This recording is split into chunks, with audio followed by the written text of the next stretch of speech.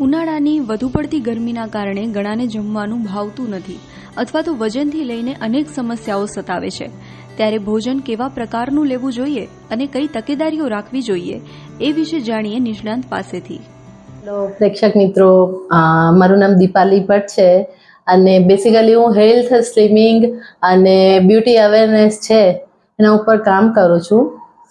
મારે ખાસ તો તમારી સાથે અત્યારે એ વાત કરવી હતી કે જે અત્યારે જે સિચ્યુએશન છે આપણા વાતાવરણની 45 ડિગ્રીથી ઉપર ગુજરાતનું ટેમ્પરેચર જઈ રહ્યું છે, તો આપણે શું પ્રિકોશન્સ લેવાના અને આટલી ગરમી છે તો એ ગરમીને આપણે કેવી રીતે બચી શકીએ, આપણું પ્રોટેક્શન આપણે કેવી રીતે લઈ શકીએ, હેલ્થને વધારે કેટલો બેનિફિટ આપી શકીએ, એ ખાસ હું તમને ઇન્ફોર્મેશન આપીશ।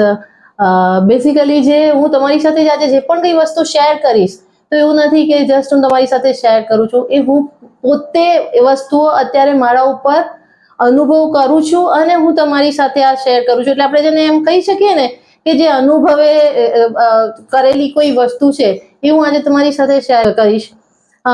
સૌથી પહેલા તો આપણે મેઇન કે જેટલું ઉનાળામાં આપણે ખાવા પર ધ્યાન આપીએ છીએ એટલું જ જો આપણે અનાજ કરતા લિક્વિડ ઉપર જો વધારે પડતું ધ્યાન આપીએ તો એની સૌથી પહેલી શરૂઆત થાય છે આપણી સવારથી।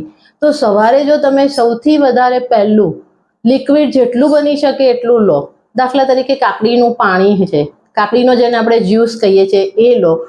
દિવસ દરમિયાન તમે ડિટોક્સ વોટર લો। ડિટોક્સ વોટર જનરલી બધાને ખબર હશે જ, પણ તે છતાં બી કહી દઉં, જો કોઈને ખ્યાલ ન હોય તો 1 લીટર પાણીમાં તમે મોસંબીની સ્લાઇસ છે, કાકડીની 2-3 સ્લાઇસ છે, લીંબુની 2-3 સ્લાઇસ છે, આદુની 2-3 સ્લાઇસ છે, એ તમે પીવો।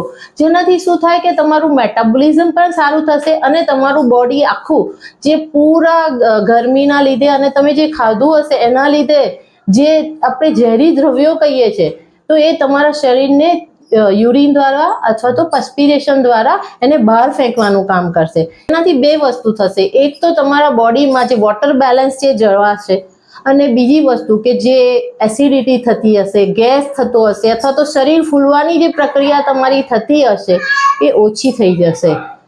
તમારે સૌથી પહેલા શરૂઆતમાં તમે જે આ પાણીથી કરી છે એ સાથે સાથે તમે દિવસ દરમિયાન ટેટી છે, તરબૂચ છે, આપણી મોળી દહીંની ઘરની બનાવેલી છાશ છે, એ બધી વસ્તુઓનો વધારે ઉપયોગ કરો।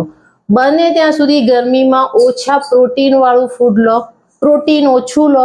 દાખલા તરીકે આપણી દાળ છે, કઠોળ છે, પ્રોટીન પાવડર્સ આવતા હોય છે એનું પ્રમાણ થોડું ઓછું કરી નાખો। તળેલા અને તીખા પદાર્થોનું સેવન ઓછું કરો, બને એટલા નેચરલ પદાર્થોનું સેવન કરો। અચ્છા, તમારે વેટ લોસ પણ જો કરવું હોય તો એમાં સાથે સાથે તમે પહેલા જમવાની પહેલી શરૂઆત તમે કરો સલાડથી। તમારો એક પોર્શન જે છે એ સૌથી પહેલા સલાડથી પૂરો કરો અને બાકીનો જે પોર્શન છે એ તમે અનાજથી પૂરું કરો। બને ત્યાં સુધી કોઈ પણ એક જ ધાન ખાવાનું રાખો। ચોખા અને ઘઉં બંને સાથે કોમ્બિનેશનમાં ન ખાઓ, તમને ઘણી રાહત રહેશે ઉનાળામાં અને એનો ઘણો સારો તમને ફાયદો થશે। બીજું તમને એક વસ્તુ કહું કે જે આપણે આ નેગેટિવ અનાજ ખાઈએ છીએ, ચોખા અને ઘઉં, એ આપણે નેગેટિવ અનાજ ખાઈએ છીએ। હું મારો પર્સનલ એક્સપિરિયન્સ કહું તો હું છેલ્લા 3 મહિનાથી જે પોઝિટિવ મિલેટ્સની વાત છે, મિલેટ્સ ઘણા બધા પ્રકારના છે, બાજરી છે, રાગી છે, જુવાર છે, એ ન્યુટ્રલ અનાજ છે।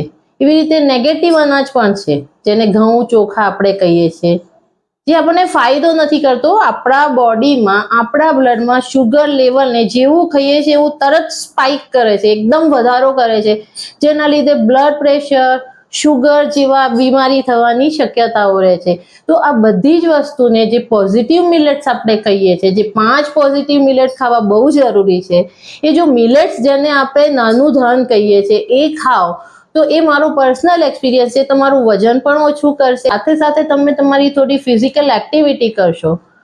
તો ઉનાળામાં જો તમારે સ્વસ્થ રહેવું હોય તો તમે મિલેટ્સને તમારા મુખ્ય આહારમાં સ્થાન આપી શકો છો। આપણે જે સાંજે હેવી ફૂડ ખાઈ અને જે તરત સૂઈ જવાનો કોન્સેપ્ટ છે એને જો આપણે એ હેબિટને થોડી ચેન્જ કરી અને સૂર્યાસ્ત પહેલા ભોજન લઈ લઈએ, હલકું ભોજન લઈએ અથવા તો સૂપ અને સલાડ લઈ લઈએ તો એનો હેલ્થ ઉપર બહુ સારો અને પોઝિટિવ રિઝલ્ટ આવે છે।